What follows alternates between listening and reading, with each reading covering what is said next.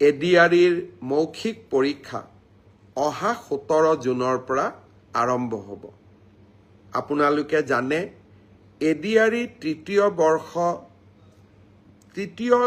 Third grade অৰ্থাৎ তৃতীয় বৰ্গৰ বাবে যিসকল উত্তীৰ্ণ হৈছে তেওঁলোকে 3টা পৰীক্ষা দিব লাগিব। যিসকলে ষ্টেনোগ্ৰাফাৰৰ পৰীক্ষা পাছ কৰিছে তেওঁলোকে ষ্টেনোগ্ৰাফাৰৰ স্কিল পৰীক্ষা দিব লাগিব।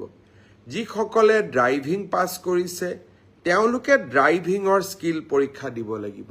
আৰু যিসকলে সাধাৰণ তৃতীয় বৰ্গত পাছ কৰিছে তেওঁলোকে কম্পিউটাৰৰ স্কিল পৰীক্ষা দিব লাগিব। আনহাতে চতুৰ্থ বৰ্গত যিসকলে পাছ কৰিছে তেওঁলোকে অৰেল আৰু স্কিল টেষ্ট দুইটাকে একত্ৰিত কৰি এটা মৌখিক পৰীক্ষাত তেওঁলোকে বহিবৰ প্ৰয়োজনীয়তা আছে আৰু আপোনালোকে সেই পৰীক্ষাত বহিব লাগিব। মই আশা কৰোঁ আমি জুলাই মাহৰ 15 তাৰিখৰ আগতে এই মৌখিক পৰীক্ষা বা স্কিল পৰীক্ষাৰ গোটেই পৰ্যায়টো শেষ কৰিম আৰু মই আগতেই কৈ অহাৰ দৰে 10 অক্টোবৰৰ দিনাখন আমি আপোনালোকৰ হাতত যোগ্যজনৰ হাতত নিয়োগ পত্ৰ তুলি দিবলৈ প্ৰচেষ্টা কৰিম।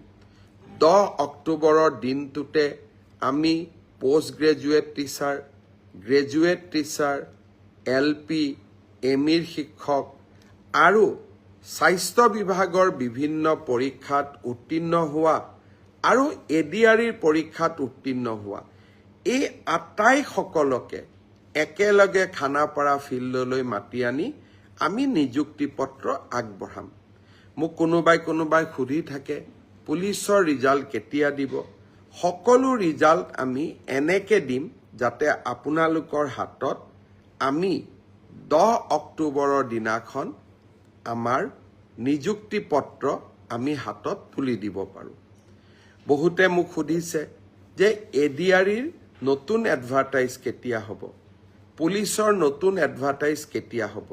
মই আশা কৰোঁ অক্টোবৰ মাহত নিযুক্তি পত্ৰ দিয়াৰ পিছতেই আমি নৱেম্বৰ মাহত নিশ্চয় আকৌ চৰকাৰী চাকৰিৰ বিজ্ঞাপন দিবলৈ সক্ষম হ'ম।